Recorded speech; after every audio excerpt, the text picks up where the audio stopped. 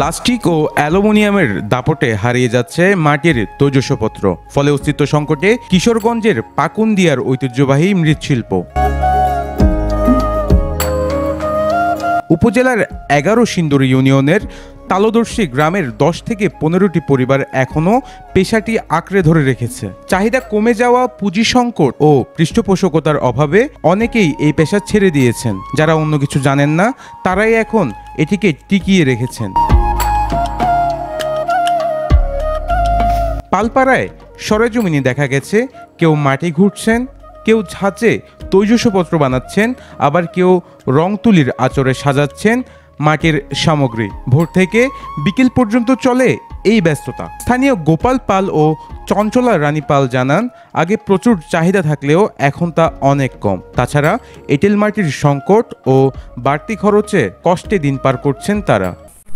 বাপ দাদার আমলের থেকে মাটি জিনিস কাজ করি, অন্য কিছু কাজ জানি না। অনেক ধরনের অনেক সরকারের যদি কিছু অনুদান দিত, তাই আমরা চলাফেরা করতাম। খেতে না আনে, তাক দিয়ে আনিয়া এই পানি দিয়ে খাজে মানে মতে পরে এটা আরো ওই করণ লাগে, পারানো লাগে, অনেক কি করে প্লেন করণ লাগে পারায়া, পরে প্লেন করিয়া পরে আমরা এই যে সব জিনিসই বানাইয়া পরে এই যে এইসব করি, এগুলো করে তারপরে এইসব জিনিস বানাই। সরকার যদি কোনো অনুদান দেয় তাহলে তো আমরা এই ব্যবসাটা ধরে রাখুন যাইব, নাহলে এই ব্যবসা ধরে রাখুন যাইতো না। পরিশ্রম অনুযায়ী আমগো ছেলেমেয়েরা এসব কাজ করতো না। তবে উপজেলা নির্বাহী কর্মকর্তা মোহাম্মদ বিল্লাল হোসেন জানান, মৃৎশিল্পীরা বাংলার সংস্কৃতির ধারক ও বাহক। তাদের টিকিয়ে রাখতে উপজেলা প্রশাসনের পক্ষ থেকে সহযোগিতা অব্যাহত থাকবে। মৃৎশিল্প হচ্ছে বাংলাদেশের ঐতিহ্যবাহী অন্যতম যে কুটির শিল্পগুলোর একটি, এবং এই মৃৎশিল্পের সাথে যারা সংশ্লিষ্ট তারা আমাদের হাজার বছর ধরে আমাদের বাংলাদেশের এই যে সংস্কৃতি, বাংলার সংস্কৃতিটি ধরে রেখেছেন।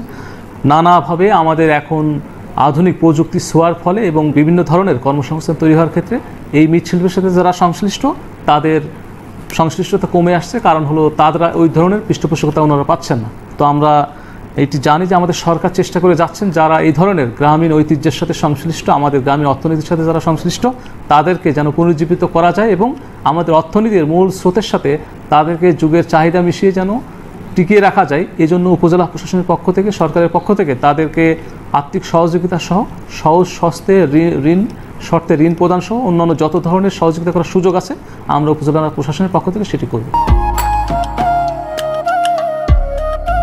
পাকুন্দিয়া কিশোরগঞ্জ প্রতিনিধি জাহিদ হাসান মুক্তার পাঠানো তথ্যচিত্রে নিউজ ডেস্ক, প্রতিদিনের কাগজ।